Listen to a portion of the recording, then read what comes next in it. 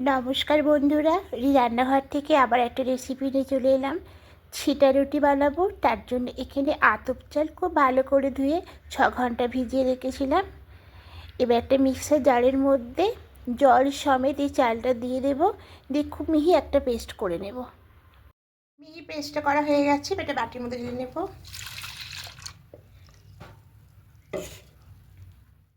এরকম পাতলা হবে। এর মধ্যে সামান্য পরিমাণে লবণ মিশিয়ে নিয়েছি। ননস্টিক কারের একটা প্যান বসিয়ে দিয়েছি। প্রথমে এটা খুব হাই আঁচে গরম করে নিয়েছি। এবার মিডিয়াম আঁচে রেখে উপর দিয়ে সাদা তেল দিয়ে দেবো, দিয়ে ব্রাশে করে চারিদিকটা লাগিয়ে নেব। যেহেতু এটা বেশি তেলটা হয়ে গেছে, তাই তেলটা আমি একটু ঢেলে নেব। এবার এর উপরে ব্যাটারটা এইভাবে করে দিয়ে দেব। তাই আমি বোতলের মধ্যে ব্যাটারটা নিয়ে নিয়েছি। আর ঢাকার মুখটা একটু ছিদ্রটা বড় করে হয়ে গেছে বলে তাই এভাবে করে পড়ছে।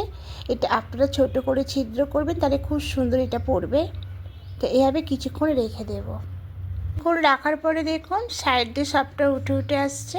এবার এটা ভাঁজ করে নিয়ে নামিয়ে নেব। নিয়ে আবারও তেল ব্রাশ করে নিয়ে আবারও এর মধ্যে দিয়ে দেব।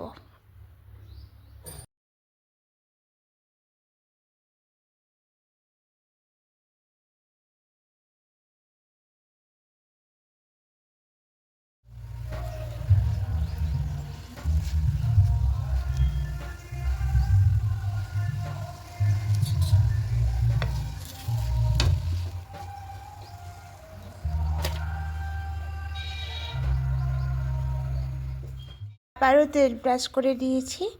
এবার এর উপর দিয়ে আবার এভাবে দিয়ে দেব। দিয়ে কিছুক্ষণ রাখার পরে দেখবেন আপনা আপনি সাইড দিয়ে সেরে উঠে আসবে। এবারে ভাঁজ করে তুলে নেব। তো বাকিগুলো সব এভাবে করে নেব।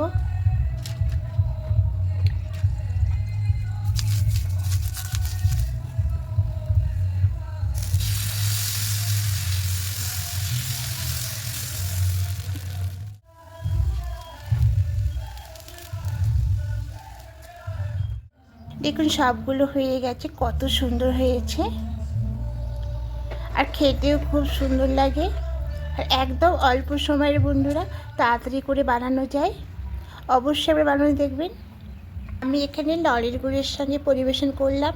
যেহেতু এখন শীতকাল, নলের গুড় উঠছে আর খেতে দুর্দান্ত লাগে। এখানে আপনারা ঝাল ঝাল চিকেনের সঙ্গেও পরিবেশন করবেন। আর যদি বন্ধুরা আমার এই রেসিপিটি ভালো লেগে থাকে অবশ্যই কমেন্টে জানাবেন। যারা পুরনো বন্ধুরা কমেন্ট করছেন তাদেরকে অনেক অনেক ধন্যবাদ।